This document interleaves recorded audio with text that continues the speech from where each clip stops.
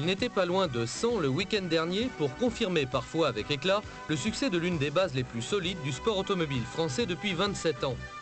Ayant délaissé la Renault 5 GT Turbo pour la Clio 16S en 1991, la Coupe de France Renault reste l'une des formules idéales pour accéder à la compétition sur les traces de Jabouille, Terrier, Jarier ou encore Alési et Gache.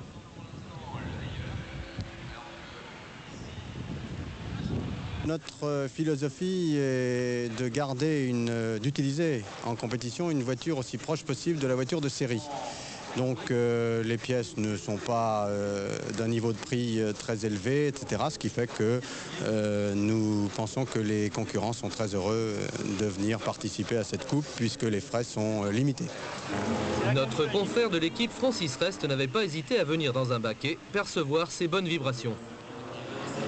Après les essais chronométrés, la centaine de concurrents étaient répartis en 3 catégories. La Coupe Promotion, pour une fois seulement, la Coupe de l'Espérance et enfin et surtout la Coupe de France Renault Clio Elf.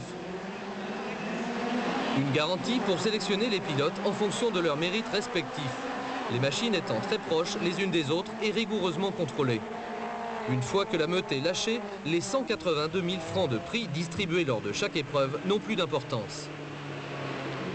Seule l'attaque et le chrono comptent. Qui a dit que le sport automobile n'était pas spectaculaire, surtout lorsque les conditions météo changent d'un tour à l'autre. C'est une très bonne école de la glisse, école de rester sur la piste en slick avec des pneus pas mal usés. Et bon, je crois que j'ai appris pas mal de choses. J'ai appris aussi à être modeste, vu le résultat.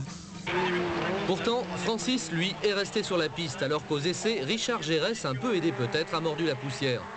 En Coupe Renault Clio, les résultats sont au bout de l'attaque, et s'il existe des formules au plus haut niveau, où l'on compte les dépassements sur les doigts d'une main, en Clio, les pilotes se livrent à fond, du début à la fin.